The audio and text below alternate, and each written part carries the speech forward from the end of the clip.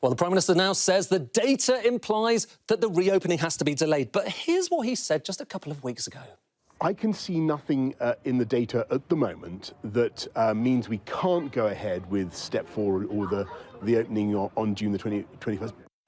So that was the Prime Minister on the 2nd of June. But here's the thing. Let's look at what the data was actually saying then and look at whether it's changed since. So there it is. That's case growth across the UK, logarithmic chart. So the steeper the line, the higher the growth rate. And you can see, look, nothing in the data back then. It wasn't the first time he had said it. He also said it on the 21st of May. And he also said it, or rather one of his colleagues in Downing Street said it on the 7th of June. But look at that. Look at that line. It's pretty much the same now as it was back at the start of this month. In other words, nothing really has changed. We're still heading where we were for a while, which is up potentially towards 30,000 cases by July. That's not news. We've known that for quite some time. And similarly, when you look at the Indian variant, of course, a lot of people talking about this Delta variant as being a cause for concern. It clearly is, but it has been for some time. This just shows you the growth rate of it going all the way back to early May. There it is, nothing in the data on the 21st of May, but in fact, it was growing at the same rate that it is recently. Nothing in the data on the 2nd of June, but growing at the same rate that it is recently. So again,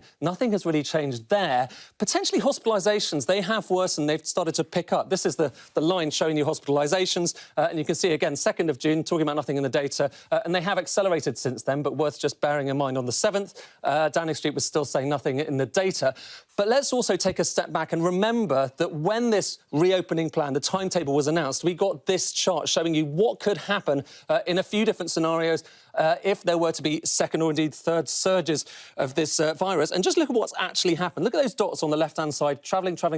That's what's actually happened. So they are a lot lower than many people expected, more or less in line, in fact, with the best-case scenario. Now, they could go up, but of course, that's where we are right now. But there are these 4 tests, but it seems like we now have another one, which is a target to get vaccinations up. That's the plan, to try and delay this lockdown ending in order to get that kind of bar up. This shows you total vaccinations, so those who have had 2 doses, up from about 30 million at the moment to potentially 40 million if it continues in line with how it has done recently by the 19th of July. And that would be, if you take it as a percentage of over 18 population around the UK, about 75% of adults. So the Prime Minister talking about getting to 2/3, might get up to 3/4 if it continues like that.